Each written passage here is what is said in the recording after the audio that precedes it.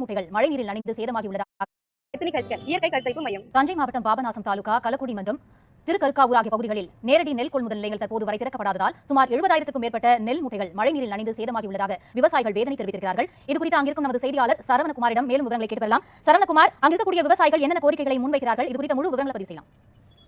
தற்போது தஞ்சை மாவட்டத்தில் நிர்ணயிக்கப்பட்ட அளவை தாண்டி குறுவை சாகுபடியானது நடைபெற்று வருகிறது. அறுவடை செய்யப்பட்ட நெல்மண்கள் நேரடி நெல் கொள்முதல் நிலையங்கள் மூலமாக விற்பனை செய்யப்பட்டு வருகிறது. ஆனாலும் சில இடங்களில் கடந்த 20 நாட்களுக்கு மேலாக நெல் கொள்முதல் நிலையங்கள் திறக்கப்படாததால் விவசாயிகள் அறுவடை செய்த நெல்களை நெல் கொள்முதல் நிலையங்களில் கொட்டி வைத்தும் அதற்கு போதாது என்று சாலைகளும் கொட்டி வைத்து வருகின்றனர். இன்றைய பொழுதில் தஞ்சை மாவட்டம் பாபநாசம் தாலுகாவில் திருக்கருக்காவூர் மற்றும் கலக்குடி ஆகிய 2 பகுதிகளில் கடந்த 20 நாட்களாக நெல் கொள்முதல் நிலையங்கள் திறக்கப்படாத நிலையில் உள்ளது. அதிகாரிகள் பலமுறை தெரிவித்த போதும் அதிகாரிகள் தற்போது எந்த விதமான நடவடிக்கை எடுக்கவில்லை என விவசாயிகள் வேதனை இருக்கின்றனர். தற்போது 20 நாட்களாக அறுவடை செய்யப்பட்ட நெல்களை நெல் கொள்முதல் நிலையங்கள் கொட்டி வைத்து பாதுகாத்து வருகின்றனர். மேலும் சாலைகளையும் கொட்டி வைத்து பாதுகாத்து வருகின்றனர். கடந்த சில நாட்களாக தஞ்சை மாவட்டத்தை பொறுத்தவரை மழை பொழிவு அதிகமாக இருந்து வரும் காரணத்தால் தற்போது விவசாயிகள் கொட்டி வைத்துள்ள நெல்லானது, அதாவது 70,000 மூட்டை அளவுள்ள நெல்லானது மழைநீரில் நனைந்து வருகிறது. இதனால் விவசாயிகளுக்கு இடம் இல்லாத பட்சத்தில் நெல் மணிகளை சிறு சிறிதாக காய வைத்து மீண்டும் அதை எடுத்து வைத்துக் கொண்டு வருகிறார்கள்.